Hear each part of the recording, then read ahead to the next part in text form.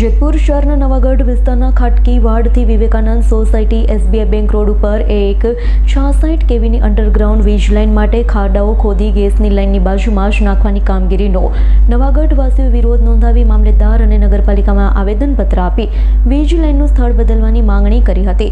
સાથે ગાંધી ચિંધ્યા માર્ગે આંદોલન કરવાની ચીમકી ઉચ્ચારી હતી।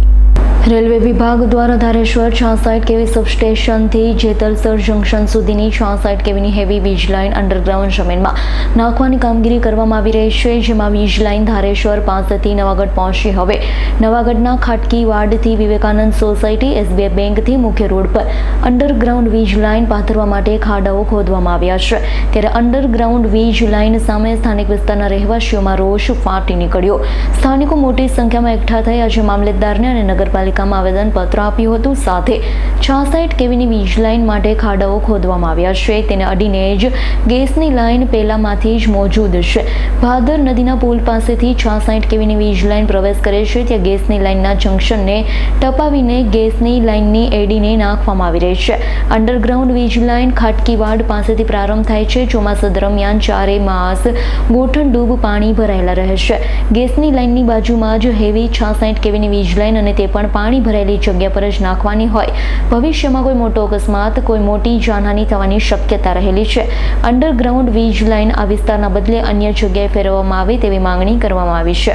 અંડરગ્રાઉન્ડ વીજ લાઇન ફેરવવામાં નહીં આવે તો સ્થાનિકો ગાંધી ચિંધ્યા માર્ગે આંદોલન ચલાવશે તેવી ચીમકી આપવામાં આવી હતી। સાથે અગાઉ પણ આ લાઇન નાખવાની હિલચાલ સામે વિરોધ થયો હતો। આપનું નામ? મારું નામ ફિરોજભાઈ ખેબર છે।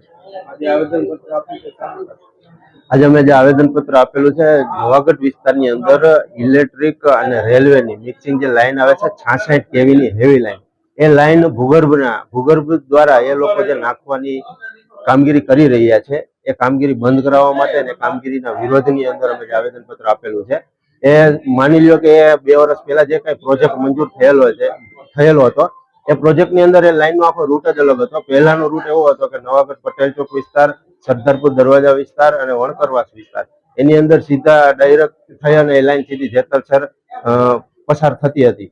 પણ ત્યાંના રહીશો અને ત્યાંના જે કોઈ સમજી ઉદ્યોગપતિઓ કે પછી શિક્ષિત માણસોએ આ લાઈનનો વિરોધ કરી અને ત્યાં એ લોકોને ખબર હતી કે આ લાઈન જો અહીંયા નાખવામાં આવે તો ભવિષ્યની અંદર તમામ માણસોને આ નુકસાની થાય એમ છે, જેનો વિરોધ થયો અને લાઈનનું કામ ત્યાંથી રોકાઈ ગયેલું હતું।